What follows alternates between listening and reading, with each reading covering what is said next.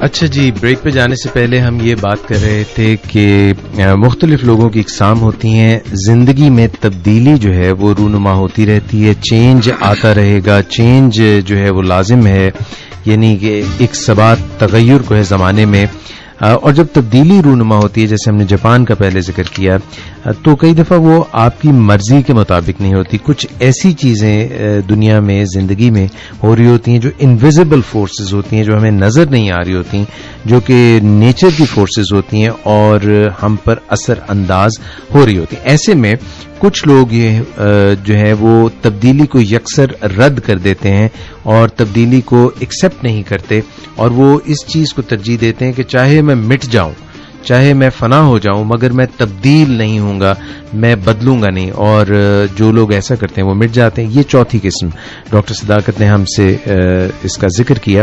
تیسری قسم وہ ہے جو روتے پیٹتے ہوئے، بہت زیادہ لوگوں کی یہ قسم ہمیں نظر آتی ہے، جو تبدیلی جب تکلیف حد سے بڑھ جاتی ہے اور کوئی چارہ نظر نہیں آتا، تبدیلی کے علاوہ کوئی چارہ نظر نہیں آتا، تو وہ تبدیل ہو تو جاتے ہیں، بدل تو جاتے ہیں، مگر اس کا رونا ہمیشہ روتے رہتے ہیں. ان کے دل میں اس کی ایک پھانس سی لگی رہتی ہے کہ ہائے ہمیں تبدیل ہونا کیوں پڑا. اور یہ لوگ تبدیل ہو جاتے ہیں مگر مزہ نہیں لیتے تبدیلی کا. تیسری قسم یہ ہے کہ وہ تبدیلی کو، جب تبدیلی آ جاتی ہے اور تبدیلی جو ہے وہ پورے طریقے سے ان کے ارد گرد پھیل جاتی ہے، تو وہ تبدیل ہو جاتے ہیں. تیسری قسم ایسے لوگوں کی. جبکہ چوتھی قسم آپ نے دوسری قسم، یعنی کہ نیچے سے چلتے ہوئے ہم دوسری قسم تک آ گئے نا. اور دوسری قسم میں یہ ہے کہ ہمارے سامنے کوئی بھی ایسا مسئلہ آتا ہے جس میں ہمیں بدلنے کی ضرورت ہوتی ہے، تو ہم باہر کی تبدیلی کو دیکھ کے فوراً خود بدلنے کے لیے تیار ہو جاتے ہیں. یعنی کہ جو ہمارے گردا گرد جو اثرات مرتب ہو رہے ہوتے ہیں ان کو ہم بھانپ لیتے ہیں. نہیں، وہ ابھی نہیں، بھانپ نہیں لیتے. اچھا، جو دوسری قسم ہے، دوسری قسم ایسی ہے کہ جس میں تبدیلی ہمارے باہر آ جاتی ہے، تو ہم اس باہر کی تبدیلی کو دیکھتے ہوئے بدلنے پر رضامندی کا اظہار کر دیتے ہیں، کسی گلے شکوے کے بغیر. اوکے، یہاں تک ہم پہنچے. نو بگ ڈیل، یہاں تک ہم پہنچے تھے. اور پہلی قسم وہ ہے جو بھانپ لیتے ہیں، جو دور سے دیکھ لیتے ہیں، جنہیں ہم پرو ایکٹیو کہتے ہیں. وہ دور سے دیکھ لیتے ہیں کہ تبدیلی کا عمل ہمارے چاروں طرف شروع ہے اور ابھی سے کچھ پیش بندی کر لیں. جو بھانپ لینے والے ہیں، جو دیکھ لینے والے ہیں، جو سونگ لینے والے ہیں، جنہیں لگتا ہے کہ تبدیلی کا عمل ان کی طرف بڑھ رہا ہے، تو وہ پہلے سے خود تبدیلی کے عمل کی طرف بڑھنا شروع ہو جاتے ہیں، اور ان کے پاس کافی ایمپل ٹائم ہوتا ہے. اور میں آپ کو بتاؤں کہ یہ جو تبدیلی کا عمل ہوتا ہے، یا دنیا میں یہ جو مسائل پیدا ہوتے ہیں، یہ یونٹ کو پرابلم دیتے ہیں لیکن کل کے لیے بڑے فائدہ مند ہوتے ہیں. تو جب بھی یہ تبدیلی کا عمل آتا ہے جو کسی انڈیویجول کے لیے یا کسی یونٹ کے لیے تکلیف دہ ہوتا ہے، یہ کل کے لیے فائدہ مند ہوتا ہے. مثال کے طور پر اگر آپ پاکستان کی کرکٹ ٹیم کو دیکھیں جی، تو کل انہوں نے شعیب اختر کو نہیں کھلایا. ٹھیک ہے، تو شعیب اختر کو تو اچھا نہیں لگا ہوگا، یقیناً نہیں اچھا کہ آخری 1-2 میچ تھے. میں نے 1-2 لوگوں سے سنا بھی کہ انہوں نے کہا کہ بھئی شعیب اختر کو تو ضرور کھلانا چاہیے تھا. حالانکہ جو بات آپ کہہ رہے ہیں اس میں اگر ہم دیکھیں کہ شعیب کی بالنگ ہی تو ہے، بیٹنگ تو وہ ہے ہی نہیں، اور فیلڈر بھی کوئی اتنے آؤٹ کلاس یا نمایاں نہیں ہے، تو بالنگ میں وہ پرفارم نہیں کر پا رہے تو ان کو پٹ رہے تھے. ان کا جو دوسرا سپیل ہوتا ہے جو بہت ہی خطرناک موقع پر ہوتا ہے. لیکن ایک کھلاڑی ہے جو کہ صرف اس بنیاد پر ٹیم میں شامل ہے کہ وہ فاسٹسٹ بالر ہے جی، اور تو کوئی بنیاد نہیں بنتی. پھر انہوں نے یہ جو ریٹائرمنٹ کا فیصلہ بھی غلط موقع پہ کیا. یہ بعد میں کرنا چاہیے تھا، جب آپ کسی ایڈونچر پہ ہوتے ہیں تو بیچ میں آپ یہ اس طرح کی چیز نہیں کرتے. ٹھیک ہے، سننے میں آ رہا ہے کہ پہلے اس سے کچھ مسئلہ ہوا تھا، فائن ہوا، ان کو کوئی جذباتی معاملہ ہوا. اس کی گھر سے تو سوچ کے نہیں گئے تھے کہ in the middle of the world cup بعض اوقات انسان اس طرح بدلا لیتا، یعنی اپنے تئیں وہ سوچتا ہے کہ اچھا پھر میرے ساتھ جرمانہ کیا یا میرے ساتھ کوئی یہ مسئلہ کیا تو چلو میں یوں کرتا ہوں.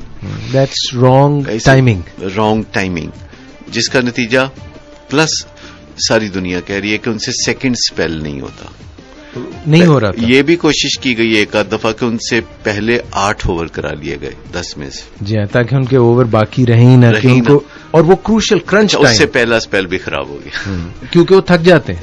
لیکن اب پہلا اسپیل جو ہے جس میں 4 اوور یا 5 اوور ہو سکتے ہیں, 6 ہو سکتے ہیں, لیکن اگر آپ 8 اوور کریں گے تو لامحالہ وہ جو 7واں اور 8واں اوور ہوگا وہاں خرابی آ جائے گی. تو تجربے تو کیے گئے, لیکن ایک فٹنس کا پرابلم ہے اس عمر میں, ایج ہے, سب کچھ ہے, وہ آتا ہے. تو اب ان کو تو یہ اچھا نہیں لگا ہوگا, ان کے پیار کرنے والوں کو بھی اچھا نہیں لگا. ایسے ہی ان کے جو فینز ہیں, بے پناہ انگنت فینز ہیں جو ہر لحاظ سے انہیں پیار کرتے ہیں. لیکن ٹیم کے لیے یہ بہتر تھا, کیونکہ ایک دفعہ آسٹریلیا جیسی ٹیم اگر کسی بالر کو اڑا کے رکھ دے تو پھر نہ تو اس بالر کے ہاتھ میں کچھ بچے گا, نہ ہی دوسرے بالروں کو کوئی اس سے فائدہ ہوگا, جو اس کا ریپل ایفیکٹ ہوگا. ایک ریپل ایفیکٹ ہے وہ جو دوسروں تک بھی پہنچ جائے گا. تو ایک اتنا شاندار فیصلہ کیا ہو. بالکل, اور وہ اس کے نتائج بھی نہیں. اگرچہ برانڈ نیم کے طور پر اگر دیکھا جائے تو یوں لگتا ہے کہ باقی سارے بالرز پاکستانی ٹیم کے ایک پلڑے میں اور اکیلا شعیب اختر جو ہے دوسرے پلڑے میں ڈالے تو وہ بھاری ہے. بالکل ایسا برانڈ پرسپشن ہے. لیکن میں آپ کو بتاؤں کسی آرگنائزیشن میں بھی ایسا ہوتا ہے کہ آرگنائزیشن کو فٹ رکھنے کے لیے کبھی کسی ایک پہ افتادہ پڑتی ہے. وہ کہتے ہیں نا نزلہ بعضو ضعیف, تو وہ ایک افتادان پڑتی ہے. کبھی ملکوں کے درمیان بھی ایسا ہوتا ہے کہ دنیا میں آرڈر قائم رکھنے کے لیے تبدیلیاں لانی پڑتی ہیں for the greater interest of the organisation اور دی ورلڈ.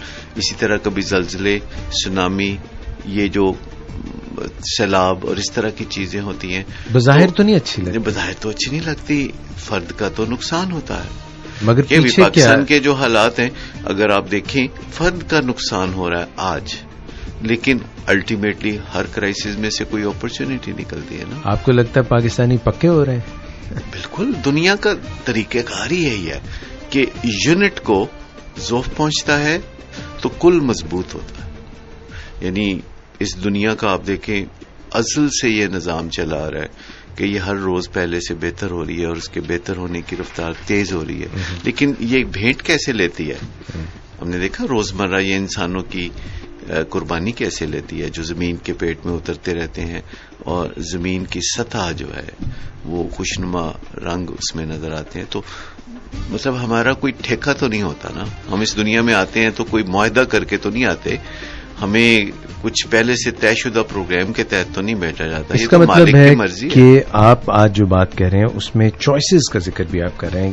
آپ نے جو 4 کیٹیگریز کہیں تو اس میں تو آپ نے چوائسز بتائیں کہ کچھ لوگ یہ چوائس لیتے ہیں, کچھ یہ چوائس لیتے ہیں. اس کے متعلق ہم کہتے ہیں کہ انسان کتنا بے اختیار ہے, تو اس کا اختیار ہے نا ان 4 میں سے کیا رستہ چنتا ہے.